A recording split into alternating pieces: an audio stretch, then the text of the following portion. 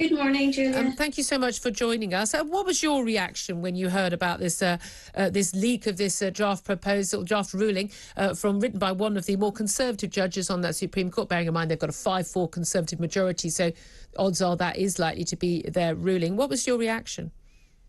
Well, I think this is something that we have anticipated and we're waiting for the last few years. There has been a real culture change in the United States, and I think really this will set a precedent for the rest of the world, that we are now recognising the personhood of the unborn child in the womb, bearing in mind that Justice Blackmun made that very clear. He said if the prenatal personhood is established, abortion will collapse. So I think what we're seeing now is the collapse of abortion, because for the first time we're recognising that every unborn child should be protected. We're so advanced, 50 years of abortion in the United States. We're now recognising that the unborn child is in fact a member of the human family. And I must say very clearly, there is no right to abortion. There's no legal instrument or recognition of the human right to abortion, but there is a right to life, and I think that that's what we're saying. And Roe v. Wade originally was about sort of women's privacy, the right to make decisions about her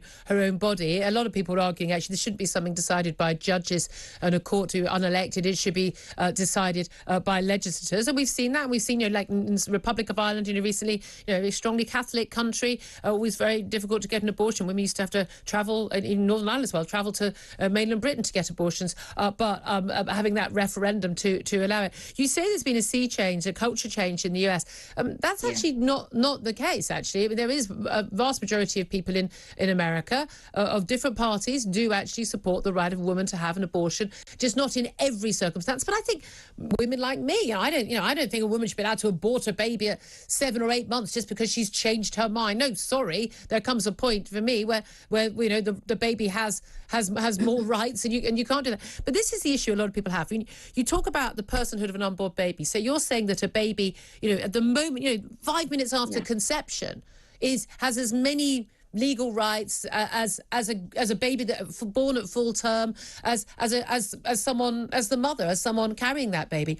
And this is where we get into difficulty, because when you do have a situation where the mother's life is at risk, we do at that point, we do choose the living human being in front of us, the adult woman, over the child, don't we? I mean, so how could you possibly... They haven't got the same rights, have they? Well, they absolutely have. And which do you choose then?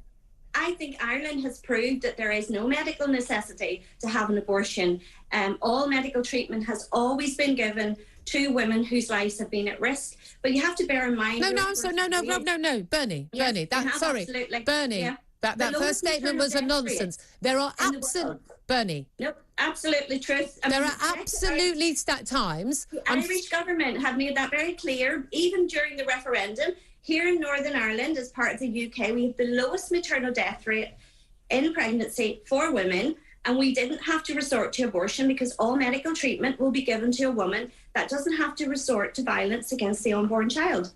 There are going to be times... We can, in fact, protect both. Bernie, there are going to be times when aborting the child is necessary to save the mother's life, and you're saying you wouldn't do that. What cases can you clearly say, Julia? Because I've been involved in the pro-life movement for 25 years, and being part of Northern Ireland, we had recognised personhood of unborn children, and we had no cases of back alley abortion. We had no cases of maternal death because women and unborn children were treated equally under the 1861 I think what you'll find Personhood Act. I think what you'll find is those women travel to Britain to have their abortions, and not because their life is at risk.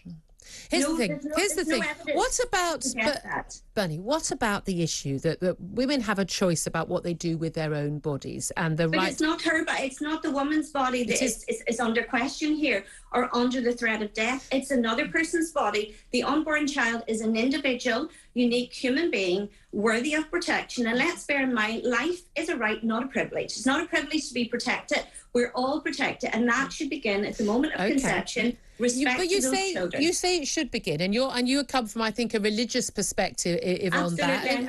I'm speaking. I'm a human rights activist. I'm not a religious representative. I didn't say you were a religious representative. Get someone from the church. I don't speak on behalf of the church. I speak on behalf of a human rights activist. Bernie, I didn't say you spoke on behalf of the church, but I'm not speaking on behalf of religion. Okay. Human rights issues, Bernie, would you let me get a word in? Because I think this is a really unpleasant listen for people who, if you're going to interrupt every single, even start of a question. You're not giving me a chance to speak, Julia. So Bernie, you've spoken non-stop, my darling. If you let me finish a question, would that be all right? Thanks ever so. Absolutely. Right. This is one of the problems.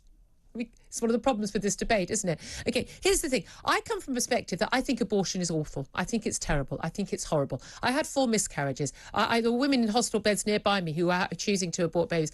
I think it's terribly sad and awful. I know many women who've had abortions, and they've all felt it was the most horrible, awful thing they did. They feel guilty about it forever. Some of them, they had abortions when they had, unwanted accidental teenage pregnancies. Some when they were mothers with other children, but, time was tight, either a relationship breakup or just simply couldn't afford to have a child. But it was their choice, and they did what they felt was the right thing for them, for their families, often for their own children already. Are you saying that those women shouldn't have the choice to make a decision about what they do with their own body for 9 months?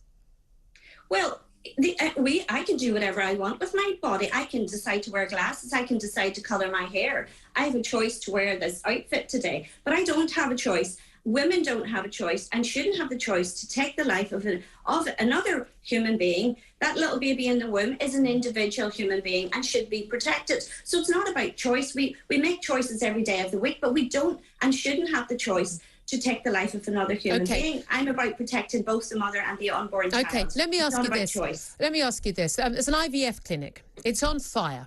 There are 10,000 embryos being stored there that could be a potential life one day. Statistically, they won't all be, but they could have potential for life, and you believe they are human beings and deserving of protection. There is also a newborn baby that is trapped in that fire. You can only rescue one, either the baby already born that is trapped in that burning building, or you can rescue the 10,000 embryos in test tubes that are potential 10,000 lives.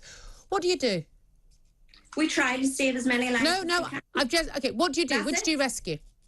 We rescue and try the best we can, and that's no, Bernie. Which do you do? Do you rescue the 10,000? No, I'm not going to accept that as an answer. 10,000 embryos, unborn children that you believe are as equal as human beings as I am and you are right now. Or do you save the newborn baby? Scientifically, it's not my opinion. Science. Bernie, it's a simple. Those children, embryos, are human beings. So you'd rescue the embryos. You would take. I would try to protect the born child. And you can't. The unborn. There are different ends of the building. You can't reach both. Which do you choose? You leave the baby to die. I would just do what I could possibly do at that time. Bernie, this is a really simple question for you to answer. If you genuinely believe that the embryos in those test tubes are absolute human beings, you'd rescue the 10,000. You'd leave the baby to die. I would rescue as many as I could. So you'd rescue the embryos. That's what I do. I mean, we sometimes we can't do. We're not miracle workers, but we can try to save as many lives as possible. And we're talking about abortion. The fact that you won't answer that question tells me everything. I'd rescue the baby because the baby actually exists. Well, so the baby in the womb exists. As you said yourself, abortion's horrible. Why is abortion horrible? It's horrible because it destroys an innocent unborn child in his or her mother's womb. We'll have to leave it there, Bernie. Thank you very much indeed for joining us.